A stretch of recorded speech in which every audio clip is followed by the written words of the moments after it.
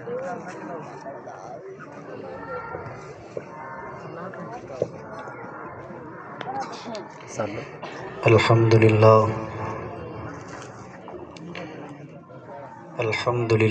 رب العالمین والعاقبۃ للمتقین والصلاة والسلام علی سید الانبیاء والمرسلین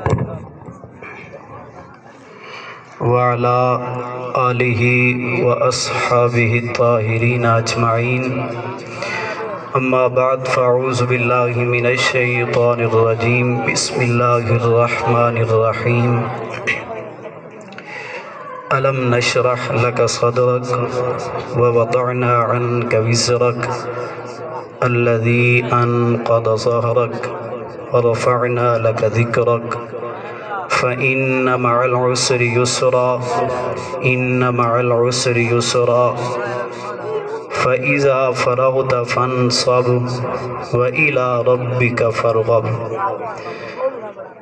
آمنت باللہ صدق اللہ مولانا العظیم، قال النبی صلی اللہ علیہ وآلہ وسلم، یا جابر ان اللہ تعالی خلق قبل الاشیاء نور نبیک من نورہ ولم یکن فی ذلک الوقت لوح ولا قلم ولا جنت ولا نار ولا شمس ولا قمر ولا جن ولا انسان، او کما قال صدق رسولہ النبی الکریم الرؤوف الرحیم، ان اللہ وملائکتہ یصلون علی النبی یا ایھا الذین آمنوا صلوا علیہ وسلموا تسلیما۔ تمام دوست اور میرے بچوں، حضور پاک صاحب اللہ صلی اللہ علیہ وآلہ وسلم آپ کی ذات مبارکہ پر مل کے درود پاک پڑھ لیں۔ الصلاۃ والسلام علیک یا سیدی یا رسول اللہ، الصلاۃ والسلام علیک یا سیدی یا حبیب اللہ، الصلاۃ والسلام علیک یا نبی اللہ۔ ساڈی جھولی وچ رحمت دا خزینہ آ گیا، ساڈی جھولی وچ رحمت دا خزینہ آ گیا، میرے آقا دی ولادت دا مہینہ آ گیا۔ سبحان اللہ۔ جس گھڑی دنیا تے آئے رحمت للعالمین، ڈگ پائے بت کفر دے تے منہ تے پسینہ آ گیا۔ سبحان اللہ۔ ہن یتیماں تے غریباں دی خدا نے سن لئی، بے کساں دا اج کنارے تے سفینہ آ گیا۔ سبحان اللہ۔ ارباب نظر کو کوئی ایسا نہ ملے گا، انسان تو مل جائیں گے پر مولا نہ ملے گا۔ تاریخ اگر ڈھونڈے گی ثانی محمد، ثانی تو بڑی چیز ہے سایہ نہ ملے گا۔ ایک عرب نے آدمی کا بول بالا کر دیا، خاک کے ذروں کو ہمدوش ثریا کر دیا۔ جو راہ پر نہ تھے اوروں کے ہادی بن گئے، کیا نظر تھی جس نے مردوں کو مسیحا کر دیا۔ حمد و ثنا کے بعد انتہائی واجب القدر والاحترام میرے دوست احباب اور میرے بچوں، دعا ہے اللہ رب العزت آج کی اس محفل کو اپنی بارگاہ میں شرف قبولیت عطا فرماوے۔ آمین۔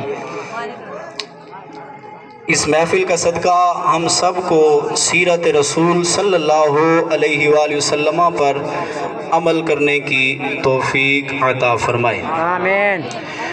عزیزان محترم، میں نے 30ویں پارے میں سے سورۃ الشرح یا علم نشرح سورت میں نے تلاوت کی۔ میں اس کا آپ کو ترجمہ سنانا چاہتا ہوں، ساتھ ہی اس کے ساتھ حدیث پاک بھی آپ کو سناؤں گا۔ میرے دوستو، اللہ تعالیٰ نے ارشاد فرمایا، علم نشرح لک صدرک، अलम नशरह लका सदरक, क्या हमने आपकी खातिर आपका शरह सदर नहीं फरमाया। अलम नशरह लका सदरक कुरान पाक का तर्जुमा है, ठीक है। आप तवज्जो के साथ अगर नहीं सुनते तो कम अज़ कम मजाक मत उड़ाइए। अलम नशरह लका सदरक कुरान पाक का तर्जुमा मैं आपको अर्ज़ कर रहा हूँ। रब का फरमान है, क्या हमने शरह सदर आपकी खातिर नहीं फरमाया। अगली दो आयात का जब आप तर्जुमा सुनेंगे आपको बात समझ आ जाएगी कि शरह सदर क्या है। अलम नशरह लका सदरक व वक़अना अन्का विज़रक, और हमने दूर कर दिया आपसे पुरमुशक्कत बोझ को। इसका क्या मतलब है? पुरमुशक्कत बोझ मतलब है हमने आपकी उम्मत के गुनाहों की सोच का जो आप पर बोझ था हमने उसको दूर कर दिया है। मेरे मुअज़्ज़ज़ दोस्तों, हुजूर सल्लल्लाहु अलैहि वालैहि वसल्लम आप इस उम्मत के बारे में बहुत ही आप गमगीन रहते थे कि मेरी उम्मत के साथ जो है क्या इनका हाल होगा, इनका क्या आलम होगा। आप बहुत परेशान उम्मत के बारे में हुआ करते थे। आपने ये आयत पहले भी सुनी हुई है, लक़द जाअकुम रसूलुम मिन अनफुसिकुम अज़ीज़ुन अलैहि मा अनित्तुम हरीसुन अलैकुम बिल मोमिनीन, मोमिनीन पर बहुत ही हरीस हैं, तुम्हारा मुशक्कत में पड़ना तुम्हारे नबी पर गिरा गुजरता है। इस उम्मत का गुनाहों में जाना, इस उम्मत का गुनाह करना, ये सिर्फ अपना ही नुकसान नहीं कर रही बल्कि हुजूर को भी ये उम्मत तकलीफ दे रही है। हुजूर का आपका फरमान है, फरमाया कि मेरी और तुम्हारी उम्मत की मिसाल उस बंदे की तरह है कि एक बंदे ने आग जलाई हो, आग जल रही है और परिंदे आग में गिरने के लिए आ रहे हैं। तुम परिंदों की तरह हो, आग में गिरना चाहते हो। मैंने तुम्हें तुम्हारी पुश्तों से पकड़ के रखा हुआ है कि तुम कहीं जहन्नम में गिर ना पड़ो, इसीलिए मैं तुम्हारे पास आ गया हूँ। गुनाहों से, शिर्क से, नाफरमानी से बाज आ जाओ, इसके बदले अल्लाह ताला तुम्हें जन्नत अता फरमा देगा। सुभान अल्लाह, वकुंतुम अला, सुभान अल्लाह। इस बात पर कुरान भी गवाह है, वकुंतुम अला शफा हुफरा, बल्कि वज़कुरू निअमतल्लाह, जिक्र याद करो अल्लाह की उस नेमत को, इज़ कुंतुम आदा, जब तुम आपस में दुश्मन थे, फ़अल्लफ़ा बैना कुलूबिकुम, तो उसने तुम्हारे दिलों में मोहब्बत पैदा कर दी। फ़अस्बहतुम बिनिअमतिही इख़वाना, तुम उस नेमत के सबब, जो अल्लाह ने नेमत नाजिल फरमाई है, उस नेमत के सबब अल्लाह ताला ने तुम्हें एक दूसरे का इख़वाना, भाई भाई बना दिया। वकुंतुम अला शफा हुफरा, और तुम हुफरतिम मिनन नार, ऐ मेरी उम्मत तुम जहन्नम के गड्ढे के किनारे पर थे।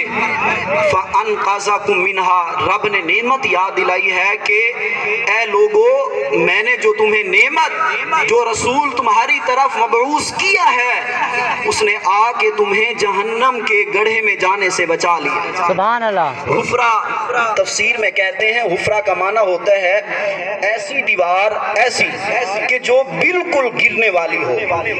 आप देहाती हैं, हम जट हजरात हैं, खेती बाड़ी करते हैं, मट्टी की दीवार बनाते हैं जिसे सराकी में चवेड़े की दीवार कहा जाता है। दीवार बनाई जाती है, दीवार की जो बुनियाद होती है, बेस होती है, वो कमज़ोर हो जाए या सैलाब आ जाए तो वो दीवार की जो बेस बुनियाद होती है वो बैठ जाती है, फिर दीवार गिरने लग जाती है। फिर उसको हम क्या करते हैं, किसी आसरे से, कोई जो है लकड़ी या कोई और दीवार साथ आसरा दे देते हैं कि वो दीवार गिर ना जाए। میرے بھائی وہ جو دیوار گرنے والی ہوتی ہے، میرا آپ سے سوال ہے کیا بندہ اس پر کوئی چل سکتا ہے؟ وہ تو پہلے ہی گرنے والی ہے۔ تو حفرہ اس دیوار کو کہتے ہیں کہ جو ان قریب گرنے والی ہو۔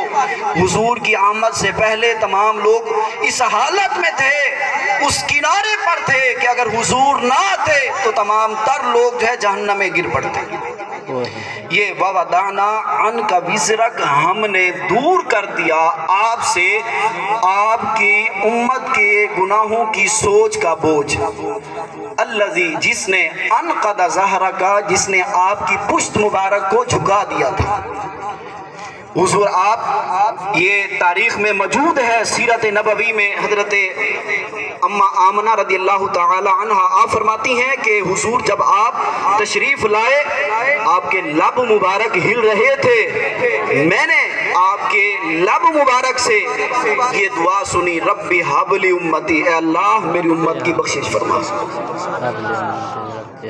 اور تفسیر حسینی اس کے مطابق جب حضور معراج پر تشریف لے کے گئے، اللہ رب العزت نے اپنے نبی سے 777 مرتبہ رب نے نبی سے پوچھا، اے میرے پیارے نبی محبوب مانگو، کیا مانگتے ہو؟ تو حضور نے جو رب نے سوال کیا 770 مرتبہ رب نے پوچھا، ہر مرتبہ رب نے جو پوچھا نبی نے ہر مرتبہ جواب دیا۔ وہ کیا جواب تھا؟ رب اغفر لی امتی، اے اللہ میری امت کی بخشش۔ سبحان اللہ۔ عزیزان محترم، کبھی ہم نے یہ سوچا ہے، محدثین نے لکھا روز قیامت حضور انور نور مجسم شفیع معظم احمد مجتبی حضور حضرت محمد مصطفیٰ صلی اللہ علیہ وآلہ وسلم آپ اس امت کی بخشش کے لیے جو شفاعت کبریٰ فرمائیں گے، شفاعت کبریٰ رب کی بارگاہ میں اس امت کی بخشش کی جو دعا فرمائیں گے، حضور اس امت کے لیے رو پڑیں گے۔ سبحان اللہ۔ آپ صلی اللہ علیہ وآلہ وسلم آپ کا فرمان ہے کہ میری امت کے گناہ مجھ پر پیش کیے جاتے ہیں، ہفتے میں ایک مرتبہ پیر کی رات یا پھر جمعے کی رات کو پیش کیے جاتے ہیں۔ یہ محدثین نے کہ ہفتے میں سے ایک رات حضور کی بارگاہ میں اس امت کے جو اعمال ہیں پیش کیے جاتے ہیں۔ حضور آپ کا فرمان ہے کہ اگر ہوئے میری امت کے اعمال ٹھیک صالحہ اعمال ہوئے تو میں اللہ کی بارگاہ میں شکرانہ ادا کروں گا، لیکن اگر میری امت کے اعمال ان کے غلط ہوئے، گناہ ہوئے، تو میں قبر میں اپنے مزار میں اپنی امت کے گناہوں کی بخشش کی دعا کروں گا۔ سبحان اللہ۔ یہ چیز تھی کہ امت کے گناہوں کا بوجھ، اس گناہ کے جو ہمارے گناہ ہیں آپ اس کے بارے میں پریشان رہا کرتے تھے۔ رب نے فرمایا الم نشرح لک صدرک، محبوب کیا ہم نے آپ کی خاطر آپ کا سینہ مبارک شرح صدر نہیں فرمایا؟ اس سے پہلی صورت ہے وضحیٰ، آپ کو ہر خاص عام کو